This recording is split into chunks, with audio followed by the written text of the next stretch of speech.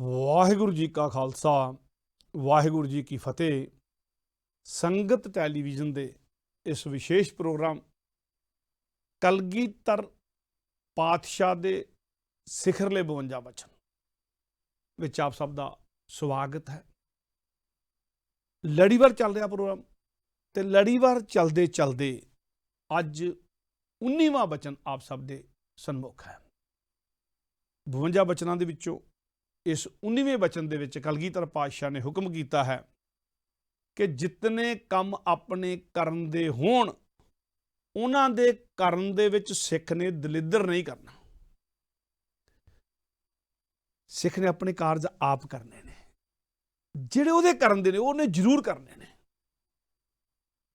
जे किते गुरबाणी नूं पुछीए तां पूरी गुरबाणी दे विच श्री गुरु ग्रंथ साहिब दे विच गुरमत फलसफे दे विच सतगुरु ने वार वार हुक्म किया है कि सिख ने कदे आलसी नहीं बनना, दलिद्री नहीं बनना, सगों उद्यमी बनना। जे सिख उद्यम करेगा तां ही अपने हत्थी अपने काम कर सकेगा। जे सिख उद्यम करेगा तां ही किरत कर सकेगा, क्योंकि किरत करना साडा मुढ़ला सिद्धांत है। जे सिख उद्यम करेगा तो तां ही अमृत वेले उठ के नाम जप सकेगा। सो सिख ने उद्यमी बनना है और जिन्ने काम अपने करन दे होण उन्हां दे करन दे विच दलिद्र नहीं करना, अजकल नहीं पाउणी। साहिब श्री गुरु नानक देव जी का आसा दी वार दे विच महावाक है। आसा दी वार श्री गुरु ग्रंथ साहिब कुल 22 वारां ने, उन्हां दे विच एक वार है आसा दी वार, जिहड़ी आसा राग विच गुरु नानक साहिब ने उचारण कीती हुई है। ते ओह वार हर रोज़ अमृत वेले कीर्तन करन दा, जाप करन दा, पढ़न दा हुक्म है सतगुरु वालों। गुरुद्वारा आम तौर पर उस वार का कीर्तन किया जाता है। हरबंदर साहब अमृत वेले रोज़ आसा दी वार का कीर्तन किया जाता है। तो आसा दी वार दे विच एक पौड़ी दे विच एक पंक्ति है, आपन हथी अपना आपे ही काज सवारिए है, मनुख तू अपने हथी अपना आपे ही काज सवारना है। क्यों? क्योंकि गुरमत का सिद्धांत है, नानक अगे सो मिले जो खट्टे घाले दे। ऐ मनुख ऐ सिख तेनू अगे ओह कुछ ही मिलना है जो तू आप खटेगा, कमाएगा, घालेगा ते किसी नूं देगा, दिता होया तेनू मिल जाएगा। जो कुछ तू नहीं किया, जो कुछ तेरा नहीं, वो तेनू नहीं मिलना, वो तू हकदार है ही नहीं। इस करके मनुख ने अपनी परालबत बनाउण दे लई अपने हथी किरत करनी, अपने हथी काम करना। जिहड़े काम उहदे अपने करन दे हुण सतगुरु दा हुक्म है, उन्हां दे करन दे विच दलिद्र नहीं करना। इस गल नूं थोड़ा विस्तार नाल समझण दी कोशिश करते हैं। जिंदगी एक संघर्ष है और ये संघर्ष कादर दी कुदरत दा संघर्ष इन्ना बलवान है कि निरंतर चल रहा है, निरंतर। इहदे विच कदी खड़ोत नहीं आई। चलदे संघर्ष दे विच कुदरत दे विच अपने आप चल रहा है। और इस चलते संघर्ष दे विच सियाणियां ने मत कढ़ी हुई कि इहदे विच जो ताकतवर हुंदे ने, जो गुणवंते हुंदे ने, वो बचे रहिंदे ने। जिहड़े ताकतवर नहीं हुंदे, जिहड़े गुणवंते नहीं हुंदे, वो खत्म हो जाते हैं। मनुखां दी किन्नियां जोनियां, यानी कि मनुखां दी जीव जंतुओं दी किन्नियां जोनियां खत्म हो गईयां। किन्ने पेड़, किन्नी बनस्पति खत्म हो गई ते किन्नी नवीं तरह की उहदी चोगम पई। उन्हां दे नवे नवे रूप बदलते गए। आपां बूटियां दी शक्ल जो बचपन वेले देखिया, आपां कणक दे बूटे की गल कर लईए। जदों छोटे हुंदे सी आपां कणक दा बूटा बहुत उच्चा बूटा हुंदा सी, निक्का जिहा छिट्टा हुंदा सी। बूटा बड़ा उच्चा सी, तूड़ी ज़्यादा सी, दाने घट सी, गुणवंता घट सी। बाद रिसर्चां होईयां, खोजां तो बाद बूटे छोटे हो गए बेशक, पर छिट्टे लम्मे हो गए, कणकां दे झाड़ वध गया। ਜਿਹੜੇ खेत चों कदे 8 बोरियां कणक दियां निकलदियां सी, उत्थों 30 बोरियां कणक दियां निकलनियां शुरू हो गईयां। कुदरत दी जिहड़ी ये संघर्ष चल रहा है, वो जीव जंतु ते भी है, वो बनस्पति ते भी है। इहदे विच हमेशा चलदे संघर्ष दे विच गुणवंता वाली ताकतवर चीज़ जिहड़ी वो रह जानी है, जिहड़ी कम दी चीज़ वो रह जानी है। ये छानना लगा होया कुदरत दे वल्लों, ते जिहड़ियां बेलोड़ियां चीज़ां ने खत्म होई जाणियां ने। और जिहड़ी बेलोड़ी शरीर, जिहड़ी शरीर दा कोई अंग जिहड़ा तुसीं नहीं वरदे हो, वो भी कमज़ोर होना शुरू हो जाता है। जो कोई दिमाग नहीं वरतेगा, दिमाग कमज़ोर होना शुरू हो जाएगा।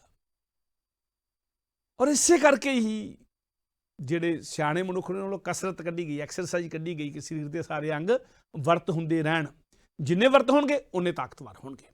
ਸੋ ਬੇਲੋੜੀਆਂ ਚੀਜ਼ਾਂ ਜਿਹੜੀਆਂ ਨਹੀਂ ਵਰਤੀਆਂ ਜਾਣਗੀਆਂ ਉਹ ਦਿਨੋਂ ਦਿਨ ਕਮਜ਼ੋਰ ਹੁੰਦੀਆਂ ਜਾਣਗੀਆਂ, ਜਿਹੜੀਆਂ ਕਮਜ਼ੋਰ ਹੁੰਦੀਆਂ ਜਾਣਗੀਆਂ ਦਿਨੋਂ ਦਿਨ ਖਤਮ ਹੁੰਦੀਆਂ ਜਾਣਗੀਆਂ। ਗੁਣਵੰਤੇ ਲੋਕ, ਗੁਣਵੰਤੀਆਂ ਜੀਵ ਜੰਤੂ, ਗੁਣਵੰਤੀ ਬਨਸਪਤੀ ਉਹ ਬਚੇਗੀ, ਬੇਲੋੜੀਆਂ ਖਤਮ ਹੁੰਦੀਆਂ ਜਾਣਗੀਆਂ। ਇਹ ਕੁਦਰਤ ਦਾ ਇੱਕ ਤਰ੍ਹਾਂ ਦਾ ਸੰਘਰਸ਼ ਚੱਲ ਰਿਹਾ ਹੈ ਔਰ ਇਸੇ ਸੰਘਰਸ਼ ਦੀ ਗੱਲ ਗੁਰਬਾਣੀ ਦੇ ਵਿੱਚ ਵੀ ਕੀਤੀ ਗਈ ਹੈ। ਤੇ ਉਸੇ ਸੰਘਰਸ਼ ਦੇ ਵਿੱਚ ਰਹਿਣ ਦੇ ਲਈ ਜੇ ਤੁਸੀਂ ਉਸ ਸੰਘਰਸ਼ ਦੇ ਵਿੱਚ ਰਹਿਣਾ ਹੈ, ਬੇਸ਼ੱਕ ਉਹ ਜੀਵ ਜੰਤੂਆਂ ਦਾ ਸੰਘਰਸ਼ ਹੈ, ਬੇਸ਼ੱਕ ਉਹ ਬਨਸਪਤੀ ਦਾ ਸੰਘਰਸ਼ ਹੈ, ਬੇਸ਼ੱਕ ਉਹ ਮਨੁੱਖਾਂ ਦਾ ਸੰਘਰਸ਼ ਹੈ, ਕਿਉਂਕਿ ਅਸੀਂ ਮਨੁੱਖਾਂ ਦੇ ਵਿੱਚ ਰਹਿਣਾ ਹੈ, ਸਮਾਜ ਦੇ ਵਿੱਚ ਰਹਿਣਾ ਹੈ। ਤੇ ਇਹਦੇ ਬਾਰੇ ਸਤਿਗੁਰੂ ਨੇ ਸੇਧ ਦੇ ਦਿੱਤੀ ਹੈ ਕਿ ਚੱਲ ਰਿਹਾ ਇਹ ਸੰਘਰਸ਼ਕ, ਤੇ ਸੰਘਰਸ਼ ਦੇ ਵਿੱਚ ਉਹੀ ਜੀਣਗੇ, ਉਹੀ ਰਹਿਣਗੇ, ਉਹਨਾਂ ਦੀ ਹੋਂਦ ਬਚੇਗੀ ਜਿਹੜੇ ਉਦਮ ਕਰਨਗੇ। ਗੁਰੂ ਅਰਜਨ ਦੇਵ ਪਾਤਸ਼ਾਹ ਦਾ ਸ੍ਰੀ ਗੁਰੂ ਗ੍ਰੰਥ ਸਾਹਿਬ ਜੀ ਦੇ ਅੰਗ 522 ਦੇ ਉੱਤੇ ਸ਼ਲੋਕ ਹੈ ਕਿ ਉਦਮ ਕਰੇਂਦਿਆਂ ਜਿਉ ਤੂੰ, ਕਮਾਵਦਿਆਂ ਸੁਖ ਪੁੰਚ, ਧਿਆਇਂਦਿਆਂ ਤੂੰ ਪ੍ਰਭ ਮਿਲ, ਨਾਨਕ ਉਤਰੀ ਚਿੰਤ। ਕਿ ਜੇ ਤੂੰ ਉਦਮ ਕਰੇਂਗਾ, ਇਹ ਦੁਨੀਆ ਦਾ ਸੰਘਰਸ਼ ਚੱਲ ਰਿਹਾ ਹੈ, ਇਸ ਸੰਘਰਸ਼ ਦੇ ਵਿੱਚ ਜੇ ਤੂੰ ਉਦਮ ਕਰੇਂਗਾ ਤਾਂ ਤੂੰ ਬਚਿਆ ਰਹੇਗਾ। ਉਦਮ ਕਰੇਂਦਿਆਂ ਜਿਉ ਤੂੰ, ਤਾਂ ਤੂੰ ਜੀਵਨ ਜੀ ਸਕੇਗਾ। ਜਿਹੜੇ ਲੋਕ ਉਦਮੀ ਨਹੀਂ ਹੁੰਦੇ, ਕਈ ਵਾਰੀ ਉਹ ਆਪਣੀ ਔਤ ਤਾਂ ਪੂਰੀ ਕਰ ਜਾਂਦੇ ਪਰ ਜੀਵਨ ਜੀਉਣ ਵਾਲੀ ਕੋਈ ਗੱਲ ਨਹੀਂ ਹੁੰਦੀ। ਜਿਹੇ ਜੀਵੇ ਤੇ ਨਾ ਜੀਵੇ ਇੱਕ ਬਰਾਬਰ ਹੋ ਜਾਂਦੇ ਨੇ। ਸੋ ਉਦਮ ਕਰੇਂਦਿਆਂ ਜਿਉ ਤੂੰ, ਜਦੋਂ ਉਦਮ ਕਰੇਂਗਾ ਤਾਂ ਤੂੰ ਜੀ ਸਕੇਗਾ। ਕਮਾਵਦਿਆਂ ਸੁਖ ਪੁੰਚ, ਜੇ ਤੂੰ ਕਮਾਈ ਕਰੇਂਗਾ, ਜੇ ਤੂੰ ਘਾਲਣਾ ਕਰੇਂਗਾ, ਜੇ ਤੂੰ ਕੰਮਕਾਰ ਕਰੇਂਗਾ ਤੇ ਕਮਾਵਦਿਆਂ ਸੁਖ ਪੁੰਚ, ਤਾਂ ਤੈਨੂੰ ਦੁਨੀਆ ਦੇ ਸੁੱਖ ਨਸੀਬ ਹੋਣਗੇ। ਉਦਮ ਕਰਕੇ ਜੀ ਸਕੇਗਾ, ਕਮਾਈ ਕਰੇਗਾ ਤੇ ਸੁੱਖ ਮਿਲ ਸਕਣਗੇ। ਤੇ ਨਾਲ ਤੀਜੀ ਗੱਲ ਕਹਿ ਦਿੱਤੀ ਹੈ, ਦੋ ਗੱਲਾਂ ਤਾਂ ਸਾਰੇ ਹੀ ਕਹਿ ਦਿੰਦੇ ਨੇ, ਪਰ ਤੀਜੀ ਗੱਲ ਸਤਿਗੁਰੂ ਜਦੋਂ ਕਹਿੰਦਾ ਹੈ ਉਹ ਆਤਮਾ ਦੀ ਗੱਲ ਕਹਿੰਦੇ। ਸਤਿਗੁਰੂ ਕਹਿੰਦੇ ਨੇ ਧਿਆਇਂਦਿਆਂ ਤੂੰ ਪ੍ਰਭ ਮਿਲ, ਨਾਨਕ ਉਤਰੀ ਚਿੰਤ। ਚਿੰਤਾ ਤਾਂ ਉਤਰਨੀ ਹੈ ਜੇ ਧਿਆਨ ਵਿੱਚ ਟਿਕ ਕੇ ਉਸ ਪ੍ਰਭੂ ਦੀਆਂ ਬਖਸ਼ਿਸ਼ਾਂ ਨੂੰ ਪ੍ਰਾਪਤ ਕਰ ਲਵੇਂਗਾ, ਉਸ ਪ੍ਰਭੂ ਦੇ ਨਾਲ ਮੇਲ ਕਰ ਲਵੇਂਗਾ, ਉਹਦੀ ਉਸ ਕਾਦਰ ਦੀ ਕੁਦਰਤ ਨੂੰ, ਉਹਦੇ ਅਸੂਲਾਂ ਨੂੰ ਸਮਝਣ ਲੱਗ ਪਵੇਂਗਾ, ਉਸ ਪ੍ਰਭੂ ਦੇ ਬਖਸ਼ਿਸ਼ਾਂ ਦਾ ਪਾਤਰ ਬਣ ਜਾਵੇਗਾ। ਚਿੰਤਾ ਤਾਂ ਉਤਰਨੀ ਹੈ। ਸ਼ਲੋਕ ਦੁਬਾਰਾ ਦੁਹਰਾ ਲਈਏ। ਬੇਸ਼ੱਕ ਉਦਮ ਕਰੇਂਦਿਆਂ ਜਿਉ ਤੂੰ, ਕਮਾਵਦਿਆਂ ਸੁਖ ਪੁੰਚ, ਧਿਆਇਂਦਿਆਂ ਤੂੰ ਪ੍ਰਭ ਮਿਲ, ਨਾਨਕ ਉਤਰੀ ਚਿੰਤ। ਜੇ ਜੀਵਨ ਨੂੰ ਜੀਵਨ ਜੋਗਾ ਬਣਾਉਣਾ ਹੈ ਤਾਂ ਉਦਮ ਕਰਨਾ ਹੀ ਪਵੇਗਾ। ਸੋ ਸਿੱਖ ਨੂੰ ਸਤਿਗੁਰੂ ਨੇ ਉਦਮੀ ਬਣਾਇਆ। ਸੰਸਾਰ ਦੇ ਸੁੱਖ ਮੰਨਣੇ ਆ ਤਾਂ ਕਿਰਤ ਕਰਨੀ ਪੈਣੀ। ਕਿਰਤ ਕਰਨ ਦੀ ਗੱਲ ਸਤਿਗੁਰੂ ਨੇ ਕਹੀ ਹੈ, ਕਮਾਈ ਕਰਨੀ ਪੈਣੀ ਹੈ। ਚਿੰਤਾ ਮੁਕਤ ਹੋਣ ਦੇ ਲਈ ਨਾਮ ਜਪਣ ਦੀ ਗੱਲ ਕਹੀ ਹੈ, ਰੱਬੀ ਬਖਸ਼ਿਸ਼ਾਂ ਲੈਣ ਦੇ ਲਈ ਨਾਮ ਜਪਣ ਦੀ ਗੱਲ ਕਰੀ, ਧਿਆਨ ਵਿੱਚ ਟਿਕਣਾ ਹੀ ਪੈਣਾ ਹੈ। ਆਲਸੀ ਤੇ ਦਲਿਦਰੀ ਲੋਕ ਜਿਹੜੇ ਹੁੰਦੇ ਆ ਉਹ ਕਦੀ ਦੁਨੀਆ ਦੇ ਵਿੱਚ ਵੱਡੀਆਂ ਪ੍ਰਾਪਤੀਆਂ ਨਹੀਂ ਕਰ ਸਕਦੇ। ਵੱਡੀਆਂ ਪ੍ਰਾਪਤੀਆਂ ਉਹਨਾਂ ਨੇ ਕੀਤੀਆਂ ਜਿਹੜੇ ਉਦਮੀ ਸਨ। ਮੈਨੂੰ ਸਾਡੇ ਬੜੇ ਪਿਆਰੇ ਕਵੀ ਹੋਏ ਨੇ ਪੰਜਾਬੀ ਦੇ, ਉਹਨਾਂ ਦੀ ਇੱਕ ਪੰਕਤੀ ਮੈਨੂੰ ਯਾਦ ਆ ਗਈ। ਉਹ ਕਹਿੰਦੇ, ਦੇਰ ਰਾਤ ਤੱਕ ਝਾਗੋ, ਜਾਂ ਸਵੇਰੇ ਸਵਖਤੇ ਜਾਗੋ, ਮੰਜ਼ਿਲ ਮਿਲ ਹੀ ਜਾਵੇਗੀ। ਜੇ ਦੇਰ ਰਾਤ ਤੱਕ ਜਾਗੋਗੇ, ਸਵੇਰੇ ਅੰਮ੍ਰਿਤ ਵੇਲੇ ਜਾਗੋਗੇ, ਦੇਰ ਰਾਤ ਤੱਕ ਝਾਗੋ, ਜੇ ਉੱਥੇ ਤੱਕ ਮੁਸ਼ੱਕਤ ਕਰੋਗੇ, ਸਵੇਰੇ ਸਵਖਤੇ ਜਾਗੋ ਤੇ ਸਵੇਰੇ ਸਵਖਤੇ ਜਾਗੋਗੇ, ਆਪਣਾ ਆਰਾਮ ਵਾਲਾ ਟਾਈਮ ਘਟਾਓਗੇ, ਆਪਣੇ ਦਲਿੱਦਰ ਵਾਲਾ ਟਾਈਮ ਘਟਾਓਗੇ, ਤਾਂ ਬਾਕੀ ਜਦੋਂ ਤੁਸੀਂ ਜਿੰਨੇ ਜ਼ਿਆਦਾ ਐਕਟਿਵ ਰਹੋਗੇ ਮੰਜ਼ਿਲ ਮਿਲ ਹੀ ਜਾਵੇਗੀ। ਰਾਤ ਦੇਰ ਤੱਕ ਜਾਗੋ ਸਵੇਰੇ ਸਵਖਤੇ, ਰਾਤ ਦੇਰ ਤੱਕ ਝਾਗੋ ਸਵੇਰੇ ਸਵਖਤੇ ਜਾਗੋ, ਮੰਜ਼ਿਲ ਮਿਲ ਹੀ ਜਾਵੇਗੀ। ਸੋ ਉਦਮੀ ਬਣਨਾ ਹੈ ਜੇ ਮੰਜ਼ਿਲਾਂ ਤੇ ਪੁੱਜਣਾ। ਵੱਡੀਆਂ ਪ੍ਰਾਪਤੀਆਂ ਕਰਨ ਦੇ ਲਈ ਤੁਹਾਨੂੰ ਉਦਮੀ ਬਣਨਾ ਪੈਂਦਾ, ਦਲਿੱਦਰ ਤਿਆਗਣਾ ਪੈਂਦਾ ਹੈ। ਸੋ ਸਤਿਗੁਰੂ ਦਾ ਬਚਨ ਫਿਰ ਦੁਬਾਰਾ ਦੁਹਰਾ ਲਈਏ ਬੇਸ਼ੱਕ ਕਿ ਜਿਤਨੇ ਕੰਮ ਆਪਣੇ ਕਰਨ ਦੇ ਹੋਣ ਉਹਨਾਂ ਦੇ ਕਰਨ ਦੇ ਵਿੱਚ ਦਲਿੱਦਰ ਨਹੀਂ ਕਰਨਾ। ਬਾਬਾ ਭੇਲਾ ਜੀ ਜਦੋਂ ਸਾਡੇ ਬਚਪਨ ਦੇ ਉਸਤਾਦ, ਪਹਿਲੀ ਸੰਥਿਆ ਗੁਰਬਾਣੀ ਦੇ, ਉਹਨਾਂ ਤੋਂ ਲਈ ਗੁਰਮਤਿ ਸਿਧਾਂਤ ਉਹਨਾਂ ਨੇ ਸਮਝਾਏ। ਬੜੇ ਵਿਦਵਾਨ ਗੁਰਸਿੱਖ ਸਨ, ਅਨੁਭਵੀ ਗੁਰਸਿੱਖ ਸਨ। ਤੇ ਬਾਬਾ ਭੇਲਾ ਜੀ ਆਖਿਆ ਕਰਦੇ ਸਨ ਕਿ ਜਿਹੜੇ ਲੋਕ ਉਦਮ ਨਹੀਂ ਨਾ ਕਰਦੇ, ਜਿਹੜੇ ਲੋਕ ਮਿਹਨਤ ਨਹੀਂ ਕਰਦੇ, ਜਿਹੜੇ ਲੋਕ ਮੁਸ਼ੱਕਤ ਨਹੀਂ ਕਰਦੇ, ਘਾਲਣਾ ਨਹੀਂ ਕਰਦੇ, ਕਿਰਤ ਨਹੀਂ ਕਰਦੇ,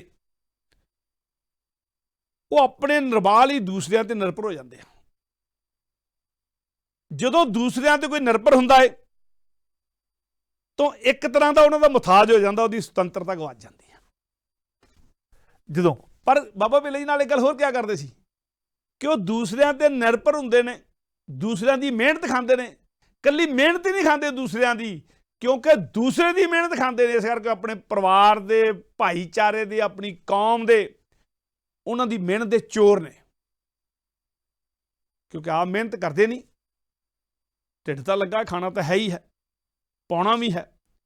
ਤੇ ਜਿਹੜੇ ਦਲਿੱਦਰੀ ਲੋਕ ਆਪਣੇ ਪਰਿਵਾਰ ਦੇ ਸਿਰ ਤੇ, ਆਪਣੇ ਭਾਈਚਾਰੇ ਦੇ ਸਿਰ ਤੇ, ਆਪਣੀ ਕੌਮ ਦੇ ਸਿਰ ਦੇ ਉੱਤੇ ਸਾਰਾ ਕੁਝ ਖਾਂਦੇ ਪੀਂਦੇ ਤਾਂ ਹਨ,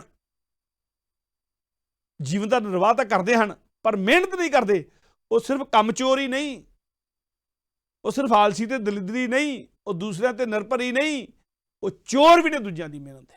ਇਹ ਬਾਬਾ ਭੇਲਾ ਜੀ ਦੇ ਸ਼ਬਦ ਹੋਇਆ ਕਰਦੇ ਸੀ। ਤੇ ਨਾਲ ਆਖਿਆ ਕਰਦੇ ਸੀ ਬਜ਼ੁਰਗ ਕਿ ਵਿਹਲਾ ਮਨ ਸ਼ੈਤਾਨ ਦਾ ਘਰ। ਦਲਿੱਦਰੀ ਲੋਕ ਜਿਹੜੇ ਹੁੰਦੇ ਨੇ, ਵਿਹਲੜ ਲੋਕ ਹੁੰਦੇ ਨੇ, ਜਿਹੜੇ ਆਲਸੀ ਲੋਕ ਹੁੰਦੇ ਨੇ, ਉਹਨਾਂ ਦੇ ਮਨ ਅੰਦਰ ਫਿਰ ਵਿਹਲੇ ਟਾਈਮ ਦੇ ਸ਼ੈਤਾਨੀਆਂ ਫਿਰਦੀਆਂ।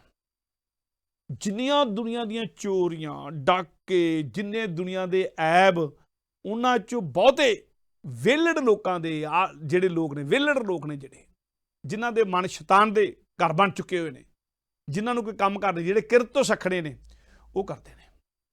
ਇਸ ਕਰਕੇ ਸਿੱਖ ਨੇ ਕਿਰਤੀ ਬਣ ਕੇ ਰਹਿਣਾ ਹੈ, ਉਦਮੀ ਬਣ ਕੇ ਰਹਿਣਾ ਹੈ, ਉਦਮ ਕਰਨਾ ਹੈ। ਔਰ ਸਤਿਗੁਰੂ ਜੀ ਨੇ ਇਹ ਗੱਲ 52 ਬਚਨਾਂ ਦੇ ਵਿੱਚੋਂ ਚੇਜ ਦੇ ਕੇ ਆਖੀ ਹੈ। ਬੇਸ਼ੱਕ ਪਹਿਲਾਂ ਕਿਰਤ ਦਾ ਬਚਨ ਵੀ ਆਖਿਆ, ਕਿਰਤ ਕਰਨੀ ਹੈ, ਪਰ ਉਚੇਜ ਦੇ ਕੇ ਗੱਲ ਆਖੀ ਹੈ ਕਿ ਜਿਤਨੇ ਕੰਮ ਆਪਣੇ ਕਰਨ ਦੇ ਹੋਣ, ਉਹ ਸਿੱਖ ਨੇ ਆਪ ਕਰਨੇ ਆ। ਆਪਣੇ ਕਰਨ ਵਾਲੇ ਜਿਹੜੇ ਕੰਮ ਨੇ, ਸਾਰੇ ਦੇ ਸਾਰੇ ਦਲਿੱਦਰੀ ਨਹੀਂ ਬਣਨਾ, ਆਲਸੀ ਨਹੀਂ ਬਣਨਾ। ਕਲਗੀਧਰ ਦੇ ਇਸ ਬਚਨ ਨੂੰ ਸਮਝਣ ਦੇ ਲਈ ਥੋੜੀ ਜਿਹੀ ਬਰੀਕੀ ਦੀ ਹੋਰ ਲੋੜ ਹੈ। ਜਿਹੜਾ ਭਾਈਚਾਰਾ, ਜਿਹੜੀ ਕੌਮ, ਜਿਹੜੇ ਲੋਕ ਆਪਣੇ ਛੋਟੇ ਛੋਟੇ ਕੰਮਾਂ ਦੇ ਲਈ ਦੂਜਿਆਂ ਦੇ ਮੁਹਤਾਜ ਹੋ ਜਾਂਦੇ ਨੇ। ਫਰਜ਼ ਕੋਲ ਤੁਹਾਡੇ ਕੋਲ ਸਰਮਾਇਆ ਆ ਗਿਆ, ਤੁਸੀਂ ਘਰ ਦੇ ਵਿੱਚ ਇੱਕ ਰੋਟੀ ਪਕਾਉਣ ਵਾਲਾ ਵੀ ਰੱਖ ਲਿਆ, ਜਾਂ ਪਕਾਉਣ ਵਾਲਾ ਜਾਂ ਪਕਾਉਣ ਵਾਲੀ ਰੱਖ ਲਈ, ਇੱਕ ਸਫਾਈ ਕਰਨ ਵਾਲਾ ਵੀ ਰੱਖ ਲਿਆ, ਤੁਹਾਡੇ ਬਿਸਤਰਿਆਂ ਤੱਕ ਦੀਆਂ ਚਾਦਰਾਂ ਠੀਕ ਕਰਨ ਵਾਲਾ ਮੈਂ ਦੇਖਿਆ ਕਈ ਅਮੀਰ ਘਰਾਂ ਦੇ ਵਿੱਚ, ਪੰਜਾਬ ਦੇ ਸ਼ਹਿਰਾਂ ਦੇ ਵਿੱਚ ਜਾ ਕੇ, ਦਿੱਲੀ ਵਰਗੇ ਮਹਾਨਗਰਾਂ 'ਤੇ ਜਾ ਕੇ ਸਿੱਖ ਪਰਿਵਾਰਾਂ ਦੇ ਘਰਾਂ ਦੇ ਵਿੱਚ ਹੀ ਤੁਹਾਡੀ ਰੋਟੀ ਪਕਾਉਣ ਵਾਲਾ ਹੋਰ ਹੈ, ਤੁਹਾਡੀ ਸਫਾਈ ਕਰਨ ਵਾਲਾ ਹੋਰ ਹੈ, ਤੁਹਾਡੇ ਘਰ ਦੀ ਸਫਾਈ, ਤੁਹਾਡੇ ਬਿਸਤਰੇ ਤੱਕ ਦੀਆਂ ਚਾਦਰਾਂ ਦੇ ਵੱਟ ਕੱਢਣ ਵਾਲਾ ਹੋਰ ਹੈ, ਤੇ ਤੁਸੀਂ ਕੀ ਕਰਨਾ ਫਿਰ? ਔਰ ਜਿਹੜੀ ਕੌਮ ਇਦਾਂ ਦਲਿੱਦਰੀ ਹੋ ਜਾਵੇ, ਆਲਸੀ ਹੋ ਜਾਵੇ, ਜਿਹੜੀ ਨਿੱਕੇ ਨਿੱਕੇ ਕੰਮਾਂ ਦੇ ਉੱਤੇ ਕਿਸੇ ਦੇ ਉੱਤੇ ਨਿਰਭਰ ਕਰਨ ਲੱਗ ਪਵੇ, ਦੂਜੇ ਦੇ ਉੱਤੇ ਨਿਰਭਰ ਕਰਨ ਲੱਗ ਪਵੇ, ਹੌਲੀ ਹੌਲੀ ਉਹ ਕੌਮ ਫਿਰ ਕਮਜ਼ੋਰ ਹੋਣ ਲੱਗ ਪੈਂਦੀ ਹੈ। ਤੁਹਾਡੀਆਂ ਰਸੋਈਆਂ, ਤੁਹਾਡੇ ਘਰਾਂ ਦੀਆਂ ਸਫਾਈਆਂ, ਇਹਨਾਂ ਲਈ ਤੁਸੀਂ ਦੂਜੇ ਦੇ ਉੱਤੇ ਨਿਰਭਰ ਕਰ ਗਏ। ਤੇ ਜਦੋਂ ਇੱਦਾਂ ਨਿਰਭਰ ਕਰਨ ਲੱਗ ਪਓ, ਇੱਕ ਤਾਂ ਤੁਸੀਂ ਆਪਣੇ ਘਰ ਦੇ ਸਾਰੇ ਜਿਹੜੇ ਤੁਹਾਡੇ ਭੇਤ, ਘਰ ਦੇ ਤੁਹਾਡੇ ਘਰ ਦੇ ਰਾਜ, ਤੁਹਾਡੇ ਜਿਹੜੇ ਘਰ ਦੀਆਂ ਗੋਹਜ ਗੱਲਾਂ, ਜਿਹੜੀ ਗੋਹਜ ਗੱਲ ਸਤਿਗੁਰੂ ਦਾ ਹੁਕਮ ਹੈ ਕਿ ਗੋਹਜ ਗੱਲ ਜੀ ਕੀ ਕੀਚੇ ਸਤਿਗੁਰੂ ਪਾਸ, ਉਹ ਸਤਿਗੁਰੂ ਦੇ ਪਾਸ ਹੀ ਕਰਨੀ ਆ। ਤੁਸੀਂ ਉਹਨਾਂ ਦੇ ਭੇਤੀ ਹੋ ਜਾ, ਉਹਨਾਂ ਨੇ ਤੁਹਾਡੇ ਭੇਤੀ, ਉਹਨਾਂ ਦੇ ਬਾਹਰ ਲੈਣਾ, ਤੁਹਾਡੀ ਉਹ ਗੱਲਾਂ ਦੇ ਵੀ ਭੇਤੀ ਹੋ ਜਾਣਾ ਹੈ। ਜਿਹਨੇ ਤੁਹਾਡੇ ਘਰ ਦੀਆਂ ਸਫਾਈਆਂ ਕਰਨੀਆਂ, ਤੁਹਾਡੇ ਘਰ ਦੀਆਂ ਰੋਟੀਆਂ ਪਕਾਉਣੀਆਂ, ਤੁਹਾਡੇ ਬਿਸਤਰਿਆਂ ਦੇ ਵੱਟ ਤੱਕ ਉਹਨਾਂ ਨੇ, ਚਾਦਰਾਂ ਦੇ ਵੱਟ ਤੱਕ ਉਹਨਾਂ ਨੇ ਕੱਢਣੇ ਨੇ। ਤੁਹਾਡੀਆਂ ਕਮਜ਼ੋਰੀਆਂ ਦੇ ਜਾਣੂ ਹੋ ਜਾਣਾ ਉਹਨਾਂ ਨੇ। ਤੇ ਇਹੋ ਜਿਹਾ ਲੋਕ ਜਿਹੜੇ ਨਿੱਕੇ ਨਿੱਕੀਆਂ ਗੱਲਾਂ ਤੇ ਦੂਜਿਆਂ ਤੇ ਨਿਰਭਰ ਕਰਦੇ ਨੇ, ਦਿਨੋਂ ਦਿਨ ਕਮਜ਼ੋਰ ਹੁੰਦੇ ਜਾਂਦੇ ਨੇ। ਕੌਮਾਂ ਵੀ ਕਮਜ਼ੋਰ ਹੁੰਦੀਆਂ ਜਾਂਦੀਆਂ ਨੇ। ਕੌਮ ਦੇ ਵਿੱਚ ਕਮਜ਼ੋਰੀ ਨਾ ਹੋਵੇ। ਸਤਿਗੁਰੂ ਨੇ ਬੜੀ ਦੂਰ ਅੰਦੇਸ਼ੀ ਦੇ ਨਾਲ, ਸਤਿਗੁਰੂ ਨੇ ਬੜੀ ਦਿਵ ਦ੍ਰਿਸ਼ਟੀ ਦੇ ਨਾਲ ਇਹ ਵਾਕ ਦਿੱਤਾ। ਫਿਰ 52 ਬਚਨਾਂ ਦੇ 19ਵਾਂ ਬਚਨ, ਜਿਤਨੇ ਕੰਮ ਆਪਣੇ ਕਰਨ ਦੇ ਹੋਣ, ਉਹਨਾਂ ਦੇ ਕਰਨ ਵਿੱਚ ਸਿੱਖ ਨੇ ਦਲਿੱਦਰ ਨਹੀਂ ਕਰਨਾ। ਇੱਕ ਗੱਲ ਹੋਰ ਇਸ ਦੇ ਨਾਲ, ਆਪਣੇ ਕਰਨ ਦੇ ਜਿੰਨੇ ਕੰਮ ਹੋਣ, ਇੱਕ ਗੱਲ ਤਾਂ ਸਮਝ ਲਈਏ, ਕੋਈ ਸਰਮਾਏਦਾਰ ਹੋ ਗਿਆ, ਉਹ ਆਪਣੇ ਘਰ ਦੇ ਕੰਮ ਤੱਕ ਇਸ ਤੋਂ ਪੈਸੇ ਦੇ ਕਰਵਾ ਲਏਗਾ, ਆਪਣੇ ਲਈ ਰੋਟੀ ਵੀ ਪੱਕੀ ਪਕਾਈ ਮੰਗਾ ਲਏਗਾ, ਪੱਕ ਜਾਏਗੀ ਰੋਟੀ ਉਹਦੇ ਲਈ, ਬਾਕੀ ਘਰ ਦੀਆਂ ਸਫਾਈਆਂ ਵੀ ਹੋਣਗੇ, ਬਾਕੀ ਕੰਮ ਵੀ ਹੋਣਗੇ। ਪਰ ਭਾਈ ਤੇਰੇ ਆਪਣੇ ਕਰਨ ਵਾਲਾ ਕੰਮ, ਜਿਹੜਾ ਸਭ ਤੋਂ ਜ਼ਰੂਰੀ ਕੰਮ ਹੈ, ਜਿਹਦੇ ਲਈ ਸੰਸਾਰ ਦੇ ਉੱਤੇ ਤੂੰ ਆਇਆ, ਜਿਹਦੇ ਲਈ ਤੈਨੂੰ ਮਨੁੱਖਾ ਜਨਮ ਮਿਲਿਆ, ਭਾਈ ਪ੍ਰਾਪਤ ਮਨੁੱਖ ਦੇ ਹੋਰੀਆ, ਗੋਬਿੰਦ ਮਿਲਣ ਕੀ ਇਹ ਤੇਰੀ ਬਰੀਆ, ਇਹ ਤੇਰੀ ਵਾਰੀ ਆ ਉਸ ਪਰਮਾਤਮਾ ਨੂੰ ਮਿਲਣ ਦੀ। ਜਿਹੜੇ ਕੰਮ ਲਈ ਤੂੰ ਆਇਆ, ਉਹਦੇ ਲਈ ਤੈਨੂੰ ਸਿਮਰਨ ਵੀ ਕਰਨਾ ਪੈਣਾ, ਉਹਦੇ ਲਈ ਤੈਨੂੰ ਕਿਰਤ ਵੀ ਕਰਨੀ ਪੈਣੀ, ਉਹਦੇ ਲਈ ਤੈਨੂੰ ਸੇਵਾ ਵੀ ਕਰਨੀ ਪੈਣੀ ਹੈ। ਤੇ ਜੇ ਤੂੰ ਦਲਿੱਦਰੀ ਹੈ, ਜੇ ਤੂੰ ਆਲਸੀ ਹੈ, ਜੇ ਤੂੰ ਆਪਣੇ ਕੰਮ ਆਪ ਨਹੀਂ ਕਰ ਸਕਦਾ, ਤੇ ਤੇਰਾ ਸਭ ਤੋਂ ਜ਼ਿਆਦਾ ਕਰਨ ਜੋਗਾ ਜਿਹੜਾ ਕੰਮ ਹੈ ਉਹ ਨਾਮ ਜਪਣਾ। ਕੀ ਆਲਸੀ ਮਨੁੱਖ ਅੰਮ੍ਰਿਤ ਵੇਲਾ ਸੰਭਾਲ ਸਕੇਗਾ? कि आलसी मनुख सवेरे तड़के उठ के इशनान कर सकेगा हर मौसम च?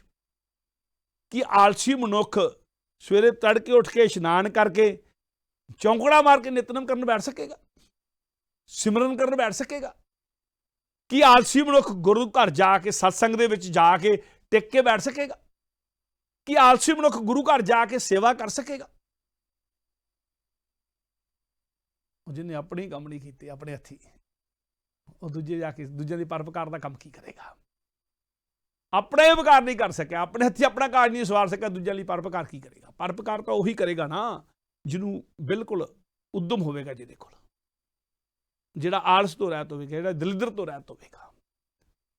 सो ये जरूरी है कि सिख ने उद्यमी बनना। गुरबाणी तो पुछिए गुरु अर्जन देव पातशाह तो जो पुछने तो श्री राग दे विच गुरु अर्जन देव पातशाह श्री गुरु ग्रंथ साहब के अंग 48 के उत्ते गुरु अर्जन देव पातशाह ऐलान करते हैं, उद्यम करे हर जापना वडभागी धन खाट, संत संग हर सिमरना मल जन्म जन्म की काट। क्या मनुख ऐ सिख उद्यम करे हर जपना, तू उद्यम कर किहदे लई? हरि दे जपण दे लई, जिहड़ा सब तो जरूरी है। वडभागी धन खाट, वो धन नाम धन खट जिहड़ा वडभागियां नूं मिलदा है, उद्यम तो बिना नहीं मिलेगा, उद्यम करना ही पवेगा। उद्यम करे हर जापना वडभागी धन खाट, संत संग हर सिमरना मल जन्म जन्म की काट।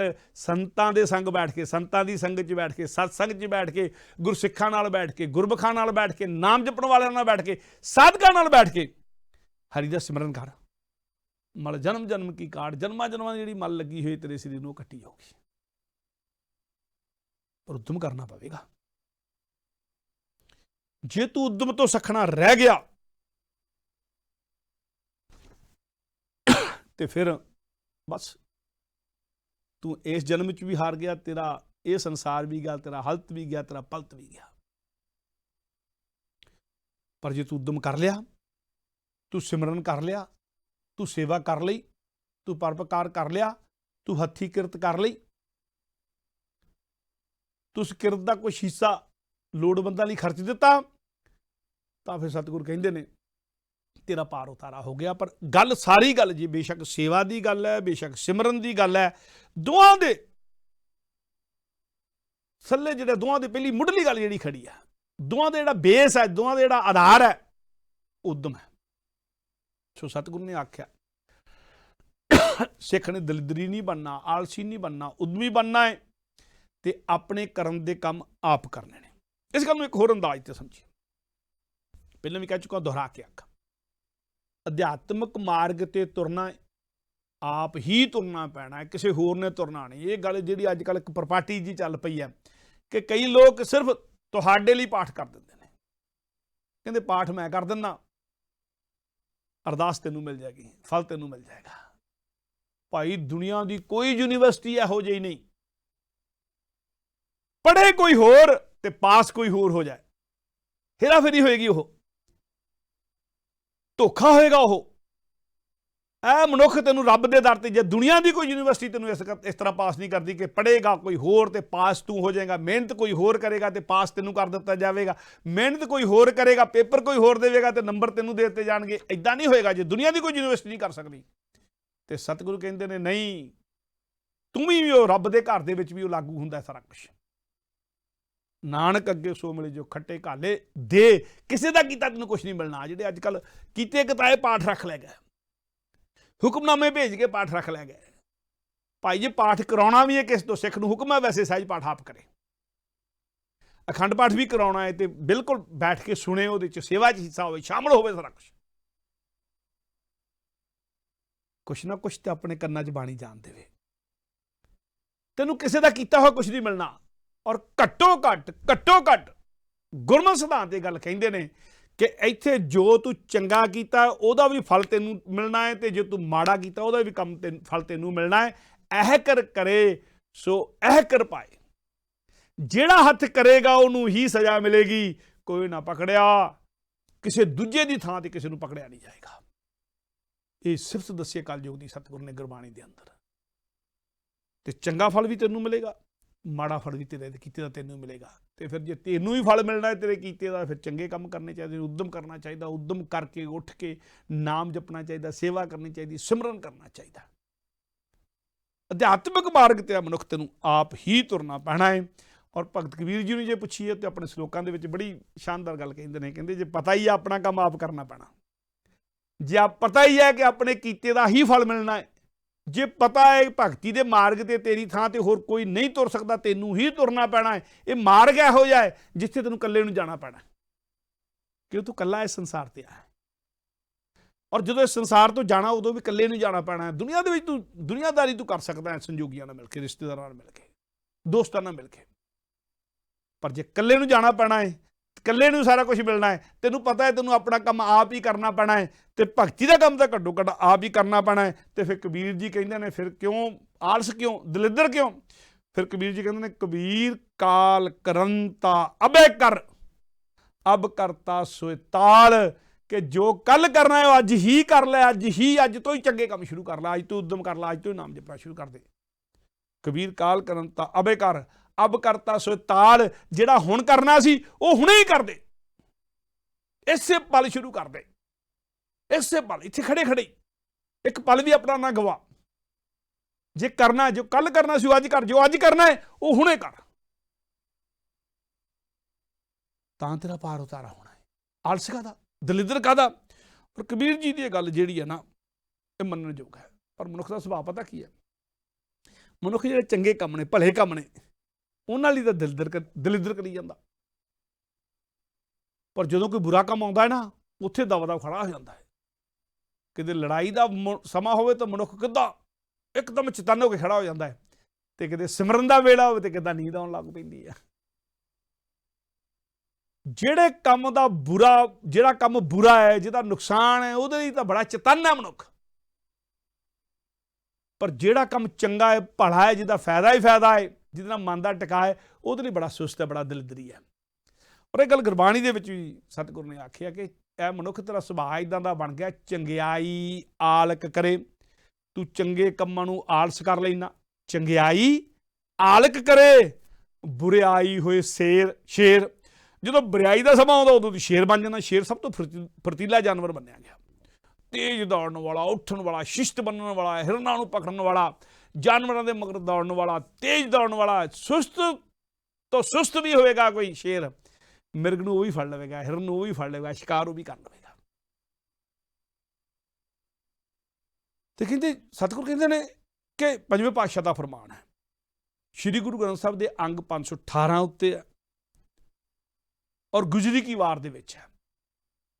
ਸਤਿਗੁਰੂ ਕਹਿੰਦੇ ਚੰਗਿਆਈ ਆਲ ਕਰੇ, ਚੰਗਿਆਈ ਨੂੰ ਤਾਂ ਆਲਸ ਕਰਦਾ, ਬੁਰਿਆਈ ਹੋਏ ਸ਼ੇਰ, ਤੂੰ ਬੁਰਿਆਈ ਲਈ ਸ਼ੇਰ ਬਣ ਜਾਂਦਾ। ਨਾਨਕ ਅੱਜ ਕੱਲ੍ਹ ਆਪਸੀ ਗਾਫਲ ਫਾਹੀ ਪੇਰ, ਤੇ ਫਿਰ ਤੈਨੂੰ ਹੁਣ ਫਾਹੀ ਦੇ ਵਿੱਚ ਟੰਗਿਆ ਜਾਏਗਾ ਨਾ, ਜੇ ਤੂੰ ਬੁਰਿਆਈਆਂ ਦੇ ਕੰਮ ਨੂੰ ਦੌੜਦਾ ਫਿਰਦਾ ਤਾਂ ਫਿਰ ਫਾਹੀਆਂ ਦੇ ਵਿੱਚ ਤਾਂ ਆਏਗਾ ਹੀ ਨਾ।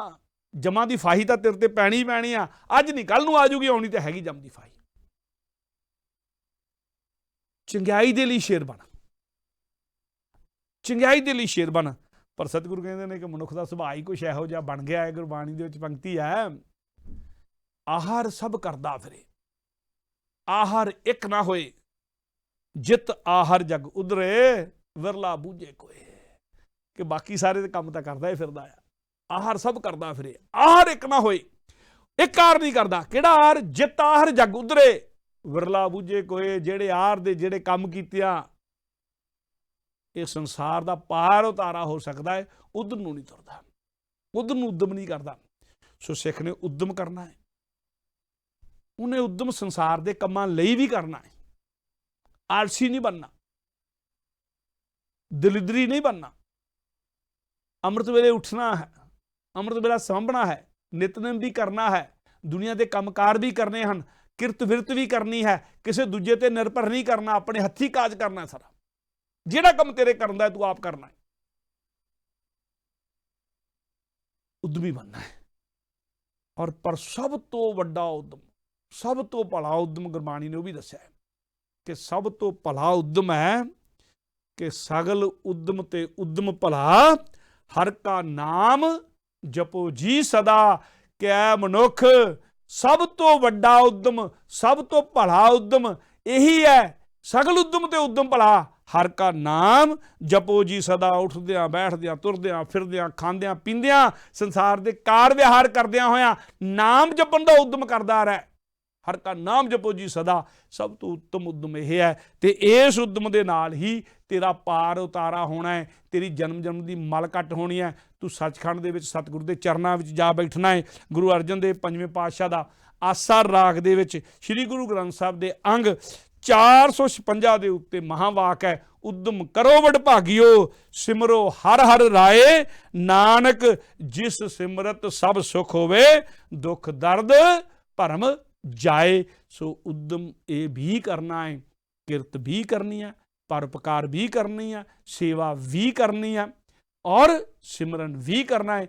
ਪਰ ਸਭ ਤੋਂ ਵੱਡਾ ਉਦਮ ਹੈ ਕਿ ਝਲਾਗੇ ਉੱਠ ਨਾਮ ਜਪ, ਨਿਸਵਾਸਰ ਆਰਾਧ। ਜੇ ਤੂੰ ਪ੍ਰਮਾਤਮਾ ਦਾ ਨਾਮ ਆਰਾਧੇਗਾ, ਉਹਦੇ ਨਾਮ ਨਾਲ ਜੁੜੇਗਾ, ਉਦਮ ਕਰਕੇ ਜੁੜੇਗਾ, ਤੇ ਇੱਥੇ ਵੀ ਸੁੱਖ, ਹਲਤ ਸੁੱਖ, ਪਲਤ ਸੁੱਖ, ਨਿਤ ਸੁੱਖ। ਸਿਮਰਨੋ ਨਾਮ ਗੋਬਿੰਦ ਕਾ ਸਦਾ ਲੀਜੇ, ਮਿਟੇ ਕਮਾਣੇ ਪਾਪ ਚਰਾਣੇ, ਸਾਧ ਸੰਗਤ ਮਿਲ ਮੂਆ ਜੀਜੇ। ਸੋ ਸਤਿਗੁਰੂ ਦੇ ਇਸ ਵਚਨ ਦੇ ਨਾਲ ਜੁੜੀਏ।